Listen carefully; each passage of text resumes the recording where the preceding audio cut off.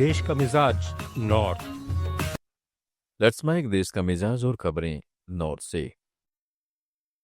Delhi police ने तुर्कमान gate इलाके में अवैध निर्माण हटाने के दौरान हुई पत्थरबाजी के सिलसिले में अज्ञात लोगों के खिलाफ एफआईआर दर्ज की है। लगभग 10 लोगों को हिरासत में लिया गया है। पत्रकारों से बात करते हुए पुलिस उपायुक्त नितिन वल्सन ने बताया है कि दिल्ली नगर निगम ने दिल्ली हाई कोर्ट के निर्देशों पर अवैध निर्माण को हटाने का अभियान चलाया। उन्होंने बताया कि पथराव से 5 पुलिसकर्मी घायल हुए हैं। एफआईआर दंगा, सरकारी कर्मचारी पर हमला और सरकारी कार्य में बाधा डालने से संबंधित धाराओं के तहत दर्ज की गई है। तुर्कमान गेट की कार्रवाई पर दिल्ली के मंत्री मनजिंदर सिंह सिरसा ने कहा है कि यह हाईकोर्ट का आदेश है और इस आदेश का पालन किया जा रहा है। इस मामले में हाईकोर्ट ने स्पष्ट निर्देश दिए हैं कि इस तरह की गड़बड़ी पैदा करने वाले लोग गलत हैं और पुलिस उनके खिलाफ आवश्यक कार्रवाई करेगी। कोर्ट के आदेश का पालन करना पुलिस और सरकार की जिम्मेदारी है।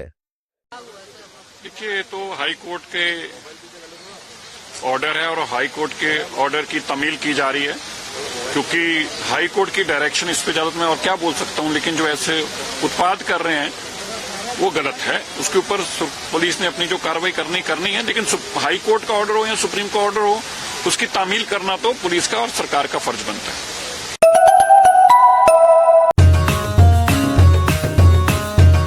लेट्स माइक देश का मिजाज नॉर्थ।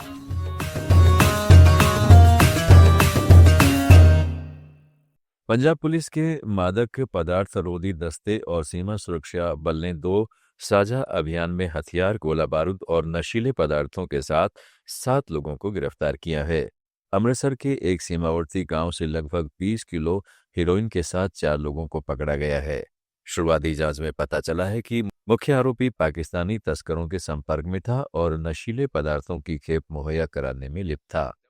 एक अन्य अभियान में भटिंडा पुलिस ने अवैध पिस्टल और जिंदा कारतूस के साथ 4 लोगों को गिरफ्तार किया। इनमें से एक आरोपी हत्या के इरादे से हाल ही में कनाडा से आया था। भोपाल रेल मंडल में रिटायर्ड कर्मचारियों के साथ बड़ा धोखा हुआ है। सम्मान रूप में दिए गए चांदी के सिक्के नकली निकले। रिटायर्ड कर्मचारियों को जब पता चला कि चांदी के नाम पर हमें तांबे के सिक्के थमा दिए हैं, तो उन्होंने लैब में टेस्ट करवाया। लैब टेस्टिंग से पता चला है कि इनमें केवल 23 मिलीग्राम ही चांदी है। इसके बाद रेलवे में हड़कंप मच गया है। एक कर्मचारी ने कहा है कि सिक्के में 99% चांदी गायब है। रेलवे कर्मचारियों को रिटायरमेंट के समय सम्मान स्वरूप में चांदी का सिक्का दिया जाता है। इसकी कीमत 2000 रुपये के आसपास होती है। इंदौर की कंपनी से रेलवे ने जनवरी 2023 में इन सिक्कों को खरीदा था। 3631 सिक्के भोपाल को सर्टिफिकेट के साथ मिले थे। हिमाचल प्रदेश के राज्यपाल शिव प्रताप शुक्ला ने बांग्लादेश में हिंदुओं पर हो रहे अत्याचार पर कहा, भारत सरकार अपने स्तर पर कार्रवाई कर रही है। विदेश मंत्री समय समय पर सरकार से उस पर वार्ता कर रहे हैं, अपना विरोध भी प्रकट कर रहे हैं।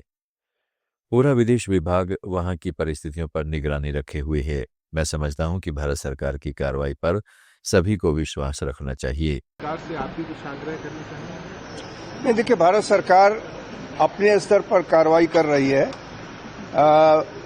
विदेश मंत्री जी समय समय पर सरकार से उस पर वार्ता कर रहे हैं, अपना विरोध भी प्रकट कर रहे हैं और पूरा विदेश विभाग वहां की परिस्थितियों को जो हुई है वह उसकी दृष्टि में है। उसके अनुसार भारत सरकार कार्यवाही कर रही है।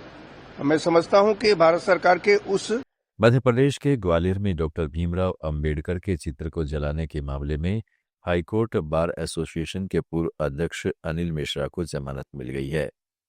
हाईकोर्ट की डबल बेंच ने 1 लाख रुपए के बॉन्ड पर उन्हें जमानत दी है।